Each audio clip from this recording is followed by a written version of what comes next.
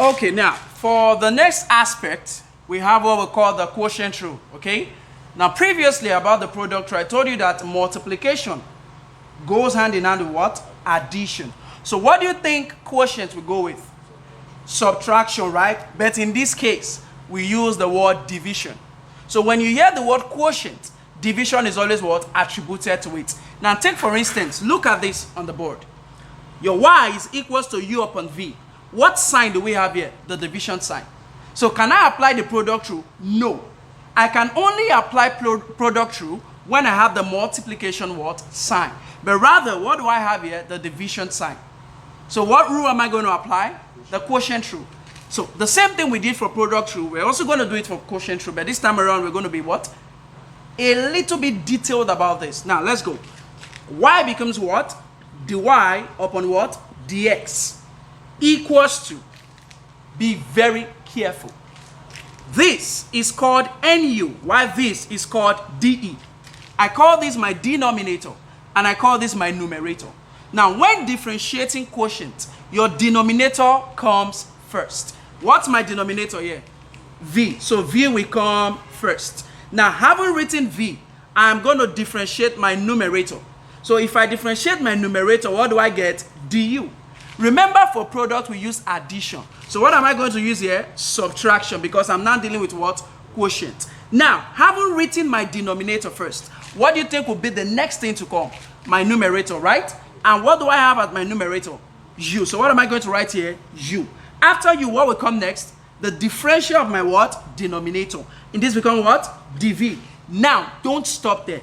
All upon your denominator square. And what's your denominator? V. So what does it become? V squared. This is the formula applied when dealing with questions under what rule? Quotient rule. Now let's take an example so that you can get an in-depth understanding of what I'm saying. Take for instance, you have a question like this. Y equals to 5x squared plus 3 upon 2x squared plus 2. If you are faced with this kind of problem and you want to apply your normal differentiation, it might become a little bit what? Tricky. So let's go. What do you think this is going to become? My u or my v?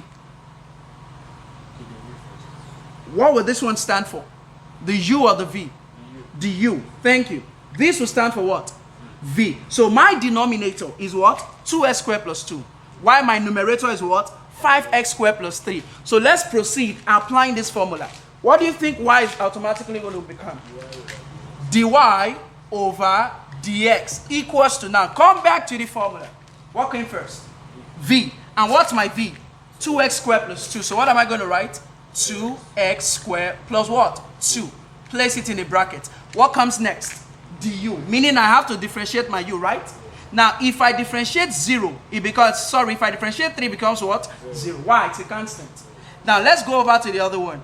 2 times 5 becomes what? 10. After 10, what do you have? X. If you take 1 from 2, it becomes 1. Is it relevant? No. So we are done with the first part, right? The next thing is to apply your subtraction, minus. What comes next is my what? U. And what is my u here? 5x squared plus 3. Multiply by the differential of what? V. Now let's differentiate our v. If you differentiate 2, that is a constant. What do you get? 0. While if you differentiate 2x squared, what is 2 times 2? 4. What comes next? X. 2 minus 1 becomes what? 1. Irrelevant, right? So what am I going to write here? 4x. Everything will now be divided by what? Your v squared. Take note. And what is your v? 2x squared plus 2. All squared. Because in the formula, you have a square here. So place your square here. Now let's go further. dy upon dx becomes 10 times 2 will give us what? 20. X times x squared will give us what? X cubed. You have an addition sign here, you place it. 10 times 2 will give us what? 20. What do you have here? X minus 4 times 5 will give us what? 20.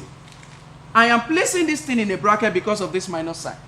This minus sign is going to affect everything we have here. In fact, this is where some students make mistakes. They just feel, oh, we know it. Assuming they turn this to a minus sign, what will you do? You remember the minus times minus in algebra gives us what? Plus. So So don't just go with the normal chronological method and make mistakes at the end of the day. So let's proceed. We got what here? 20. Now let me ask again. X squared times x will give us what? X cubed. Beautiful. What sign do you have here? Plus. Now let's do what we did before again. 4 times 3 is what? 12. 12 what? X. Place your bracket. Don't always forget your overall denominator. And what is your overall denominator? 2x squared plus 2 all to the power of what? 2. Now, let's use this minus to open up our bracket. Do you agree with me that there's an addition sign here? Now, what is minus times plus? Minus, right? So dy over dx is equals to 20x cubed plus 20x minus 20x cubed. What is minus times plus again? Minus. Minus what? 12x. All over what? 2x squared plus 2 to the power of what? 2. Finally, take like terms. Do you agree with me that this will eliminate this? If we are taking the like terms, right? Because 20x cubed minus 20x cubed is gone. You get what? 0. 20x minus 12x will give us what? 8x. What is your overall denominator here? 2x squared plus 2 to the power of what? 2. Do you know we've gotten our final answer? So you just go ahead and tell them that dy upon dx is equals to what? 8x divided by 2x squared plus 2 all squared. That's your final answer. Straight to the point. You can even go further and act Q, E, D. Quite easily done. Straightforward.